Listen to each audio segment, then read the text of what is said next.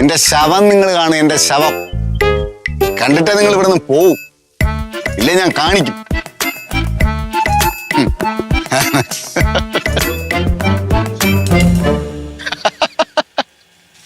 നീതെന്ത് ഒറ്റയ്ക്ക് സംസാരിക്കുന്നത്? വട്ടായ ഭഗവാനെ. മുത്തോണ്ണ, മുത്തോണ്ണ. ഇല്ല, എന്ത് പറഞ്ഞാലും ശരി തന്നെ എന്റെ പൈസ തരാതെ ആരും ഇവിടെ നിന്ന് പോവില്ല. ആര് പൈസ തരായി? അയ്യോ കുഞ്ഞായിരുന്നാ ഞാനേ ഇല്ല, ഞാൻ ഓരോ കാര്യങ്ങൾ ഇങ്ങനെ ആലോചിച്ച് ആരോ പൈസ തരാനുണ്ടെന്നൊക്കെ പറയണ കേട്ടല്ലേ? അങ്ങനെ ഞാൻ പറഞ്ഞില്ലല്ലോ. പറഞ്ഞല്ല, ഞാൻ കേട്ടല്ലേ. അങ്ങനെ പറഞ്ഞാ അതൊക്കെ കുഞ്ഞെവിടെ പോയിട്ട് വന്നത്? അതൊക്കെ ഞാൻ പിന്നെ പറയാം. നിങ്ങൾ ഈ കാര്യം പറ. പൈസ തരാൻ ആരോ ഉണ്ടെന്ന് പറഞ്ഞില്ലേ? അല്ല, അത് ആരും അറിയണ്ട കുഞ്ഞെ. നമ്മളെ പള്ളിച്ചൊരു സൊസൈറ്റി ഉണ്ടല്ലോ, കോപ്പറേറ്റീവ് സൊസൈറ്റി. അവരുള്ള ആൾക്കാരായിട്ടൊക്കെ ഞാൻ നല്ല കമ്പനിയാണ്, പ്രസിഡന്റായിട്ട് കമ്പനിയാണ്, ഭാരവാഹികളുടെ കമ്പനിയാണ്. അവിടുത്തെ സ്റ്റാഫുകളായിട്ടൊക്കെ അങ്ങനെ പരിചയത്തിന്റെ പേർത്ത് അവരുടെ അടുത്ത് പറഞ്ഞ് മുത്തോണ്ണ നിങ്ങളൊരു ചിട്ടിക്ക് ചേരണം. ശരി ആയിക്കോട്ടെ, 1 ആയി 2 ആയി 3 ആയി 4 ചിട്ടിക്ക് അങ്ങ് ചേരണം. ഒരിടത്ത് തന്നെ 4 ചിട്ടിക്ക്? അല്ല, അവിടെ എല്ലാം നമ്മുടെ കമ്പനികളാണല്ലോ. അപ്പോ 1 ആയി, പിന്നെ 2 ആയി 3 ആയി 4 കമ്പനി ആയതുകൊണ്ട് പിന്നെ 4 ചിട്ടിക്ക് അങ്ങ് ചേർന്നു. സ്വരുക്കൂട്ടി പൈസ എല്ലാം കൊടുത്തു, അടവെല്ലാം തീർന്നു കുഞ്ഞ. പക്ഷെ പൈസ ചെന്ന് ചോദിക്കാൻ പോയപ്പം അവര് ഒഴിവ് പറയുന്നു. നാളെ തരാം, മറ്റന്നാളെ തരാം, പുതിയ ഭരണസമിതി വരട്ടെ. പഴയ ഭരണസമിതിക്ക് എന്റെ പ്രശ്നം ഉണ്ടായിരുന്നു, ഇപ്പൊ കുഴപ്പമില്ല, പുതിയ ഭരണസമിതി വരുമ്പോഴേ പൈസ കിട്ടും, അങ്ങനെയൊക്കെ പറഞ്ഞോണ്ടിരിക്കുക. എന്തൊന്ന് പറയണോ? ചുരുക്കം പറഞ്ഞാൽ നിങ്ങളെ പൈസ പോയി. അങ്ങനെ പോവില്ല. അങ്ങനെ പോകേണ്ട കാര്യം തോന്നും. നമ്മള് പോയി കഴിഞ്ഞാൽ നമ്മള് പോയത് പോയി ഞങ്ങൾ കരുതും. അല്ലെങ്കിൽ പിന്നെ നമ്മള് അല്ലെങ്കിൽ തന്നെ പറഞ്ഞിട്ട് കാര്യം തോന്നും. ഞാനല്ലേ കാരണക്കാരൻ. ആദ്യം 1 ചിട്ടിക്ക് തുടങ്ങിയാൽ മതിയായിരുന്നു, പിന്നെ 2 ആയി 3 ആയി 4 ആയി. ആവശ്യമില്ലാത്ത നിങ്ങൾ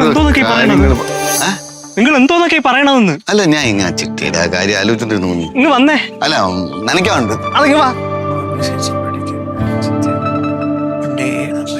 ഞാനിവിടെ പണി കിടക്കുകയാണ്. ഓ, അത് ശരി. ചെടിക്ക് വെള്ളം ഒഴിക്കാൻ പോയ നീയാണോടാ ഇത്ര പെട്ടെന്ന് നിർത്തി കഴിഞ്ഞ് പോകുന്നത്? അയ്യോ, നനച്ചു തീർന്നില്ല. നനച്ചോണ്ടിരുന്ന സമയത്ത് എന്നെ വിളിച്ചോണ്ട് വന്നില്ല. എന്താണ് കാര്യം ചോദിച്ചു നോക്ക്. എന്താ മോനെ?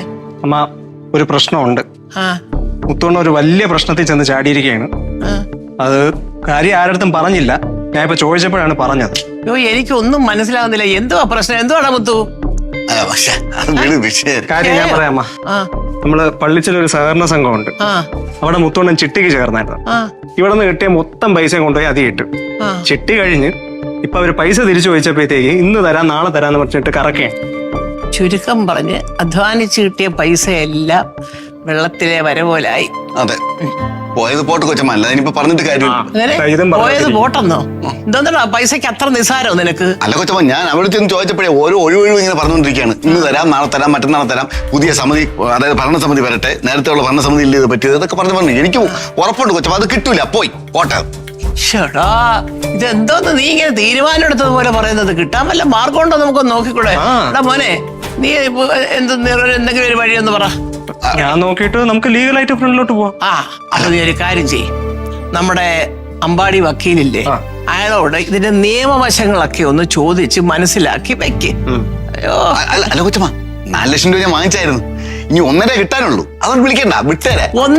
കഴിഞ്ഞത് കഴിഞ്ഞെന്ന്. 1.5 ലക്ഷം രൂപ നിനക്ക് വിട്ടായിരുന്നോ? എന്തോന്നാണ് അതിന്റെ തലയെഴുത്ത് ഇങ്ങനെ? നീ തന്നെ ഉണ്ടാക്കി എഴുതി വെച്ചിരിക്കണം, ഇത്ര പോട്ടെ ഇത്ര കിട്ടട്ടെ എന്ന്. നമ്മളെ വിധി പോലെ നടക്കുള്ളൂ. പോയത് പോയി. ഒരു കാര്യം ചോദിക്കട്ടമ്മ, മുത്തോണ്ണ ഇത് ആരെ പേടിക്കണത്? മുത്തോണ്ണ കഷ്ടപ്പെട്ടുണ്ടാക്കിയ പൈസയാണ്, അത് മറ്റൊരാൾ എടുത്തോണ്ട് പോകണമെന്ന് പറഞ്ഞാ? അല്ല കൊച്ചമ്മ, ഇതിന്റെ പിറകെ പോയി കഴിഞ്ഞാൽ നമ്മളെ സമയം നഷ്ടം, സാമ്പത്തിക നഷ്ടം, എല്ലാം പ്രശ്നമാവൂല. വെറുതെ എങ്ങും പുറകെ പോകണ്ട. അത് അവൻ ആ വക്കീലിനെ കണ്ട് നമുക്ക് നിയമ വഴി കൂടെ പോയിട്ട് ബാക്കി പൈസ വിഷയം വിട്ട് ഞാൻ.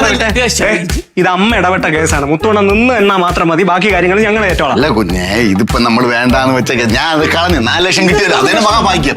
എടാ, 1.5 ലക്ഷം രൂപ കളഞ്ഞ നീയാണോ ചിലപ്പോ ഇവിടെ 10 രൂപയ്ക്ക് ഇടുന്നത് തണ്ടുന്നത്? അങ്ങനെയല്ല, വേണ്ട. ചുമ്മാ ഇരുന്നേ.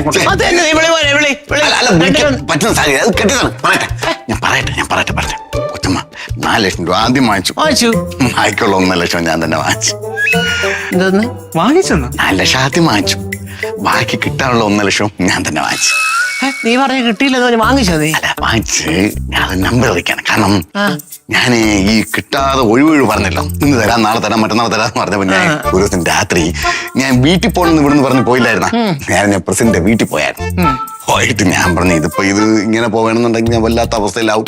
അവർ പറഞ്ഞു പതുക്കെ തരാൻ പറ്റുള്ളൂ, സാവകാശം വേണം. ഞാൻ പറഞ്ഞു ഇനി സാവകാശത്തിന് സമയമില്ല, മറ്റതാണ് മറിച്ചാണെന്നൊക്കെ പറഞ്ഞിട്ട് 2 ഡയലോഗ് അടിച്ച് അതിലവർ വീണു. അത് ശരി, 2 ഡയലോഗില് അയാള് പൈസ വീണ് 2 ദിവസം കഴിഞ്ഞപ്പോ എനിക്ക് പൈസ കിട്ടി, 1.5 ലക്ഷം കിട്ടി. അപ്പൊ അതാണ് ഇത്ര നേരം നീ പോട്ട കൊച്ചമ്മ, എന്റെ ജീവിതം അങ്ങനെ ആയിപ്പോയി കൊച്ചമ്മ, വഴിയാധാരമായി പോയി കൊച്ച, ചുമ്മാ ഡയലോഗ് അടിച്ചത് ഇപ്പൊ ഞങ്ങളോടല്ലേ. അല്ല, ഞാൻ ഈ പ്രസിഡന്റ് വീട്ടിൽ ചെന്നിട്ട് ഞാൻ അടിച്ച ഡയലോഗ് ഓർത്തോർത്ത് ഞാൻ സംസാരിച്ചിരുന്നപ്പോഴാണ് കുഞ്ഞു വന്ന് വേറെ തെറ്റിദ്ധരിച്ചത്. ഞാൻ നനച്ചിട്ട് കേട്ടോ. ശരി.